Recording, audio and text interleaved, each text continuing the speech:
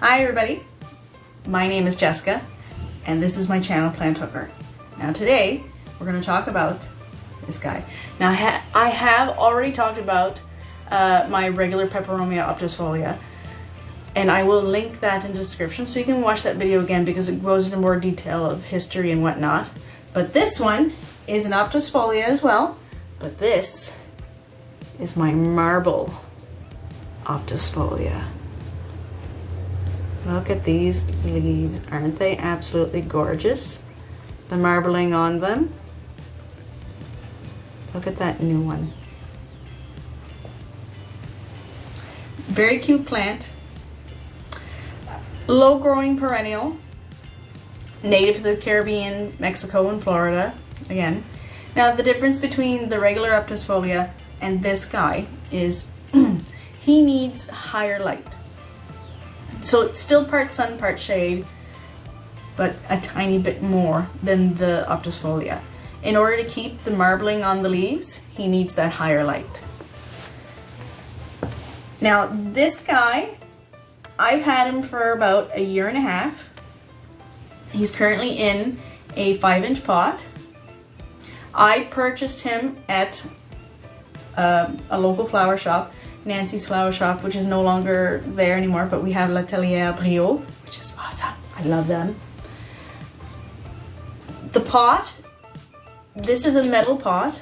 I got this at Sobeys. So I know I've had somebody ask me, where in Sobeys? I've never seen the pots. Well, where you see all their plants, bend way down. And at the bottom, you'll see where they keep some of their pots. I'm not sure if they still have the metal ones anymore, but that's where I had gotten this one. Also, another thing about the marble that I find different than the other, like the regular one, the marble is tougher. Like when I had thrifts go through the house, like they decimated my whole Peperomia collection. So I'm only down to like less than a dozen now. And the regular Obtusifolia, I only have them now still because that was a clipping that I managed to save. They decimated my variegata Obtusifolia. I had 7 stems in that pot and now I'm just down to 1. The lemon lime is as tough as the marble and almost the same care too, and I'll probably do a separate video on him later as well. But this guy, I'll water him about every 12 days once he's at a moisture meter level 1. Like they're a low demand watering for watering, and really they do like to dry out in between waterings.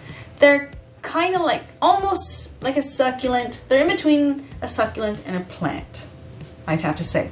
Like somewhat the same thing as an Echeveria, only more frequent waterings.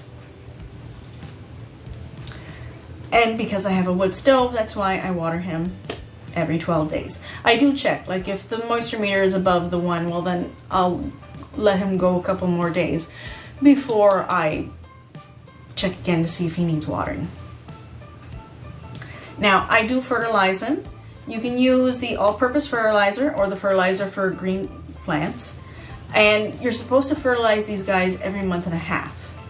So for me, that's roughly every 4th watering. Yeah, every 4th watering, I'll fertilize this guy. And the best thing about Peperomia, because Gwen doesn't like to chew on him. No.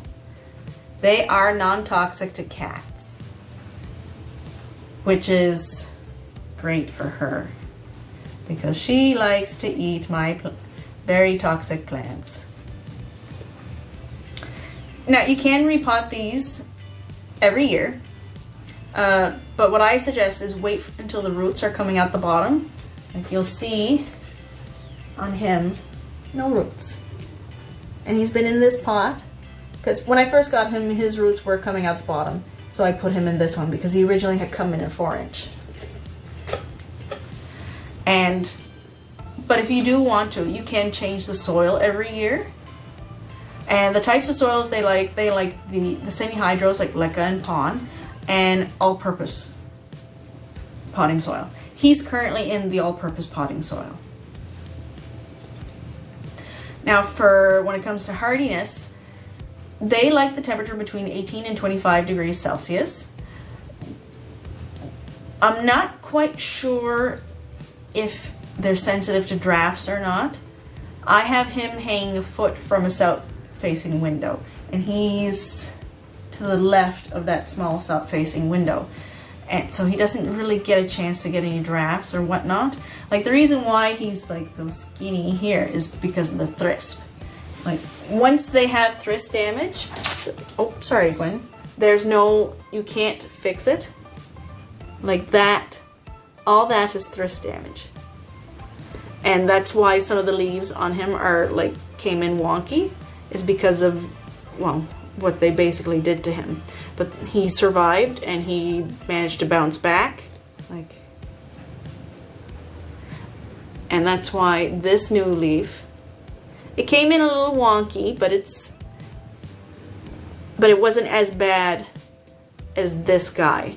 And then he's got new growth coming here and new growth coming here. And it looks like he's trying to make new growth right here. You can put these outside, but only between July and August. The only time they can handle being outside year-round is if your hardiness zone is a 9A or more. Now, they can be as small as 4 to 6 inches when you first like propagate them or get them or whatnot. He's about 7. He's about 7 inches, but they can get as tall as 2 feet 8 inches. That's the tallest one of these marbles ever. And they can get to be, and their spread can be the same, at the most 2 feet 8 inches.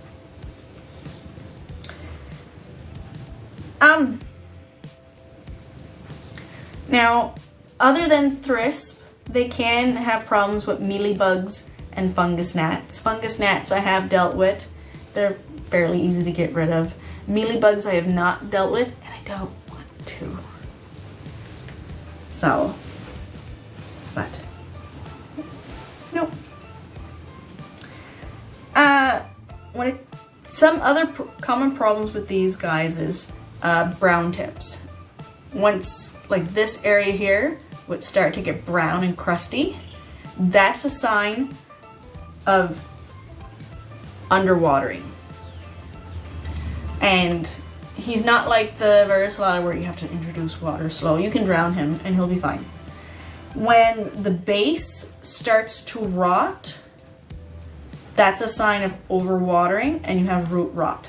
And you basically have to take him out of the pot, go through the roots, figure out which ones are rotten, remove them, figure out which ones are still salvageable, and try to repot him in some dry soil. Don't water him right away, just give him like a day or two to like reestablish himself, and then give him a tiny bit of water. When the leaves start turning yellow and like drooping and like they're not really bendy and they're starting to fall off, that is a sign. That sign can be either underwatering or overwatering. It's very hard to tell which one. If it's the overwatering, you'll see like black spots in the leaves, and then the leaf will start to turn yellow, and that's how you know that, oh, you've overwatered it. If they're turning yellow and crispy, then it's underwatering. See, yellow leaves can go either way. But yeah, no, dandy little plant. I really like him. He's one of my favorite plants. I have almost all of the Obtusifolias. I think the only one I'm missing is the Red Canyon. Yeah.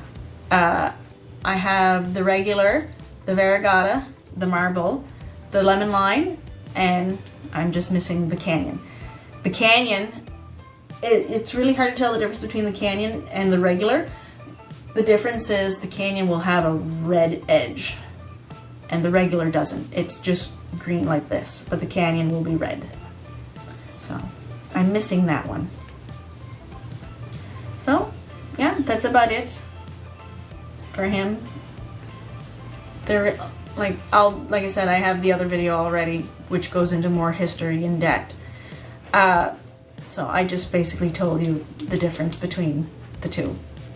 So if you like the video, give it a thumbs up. If you don't like the video, you can give it a thumbs down. Everybody has a right to their own opinion. If you really like the video, subscribe. And as always, live long, plant on.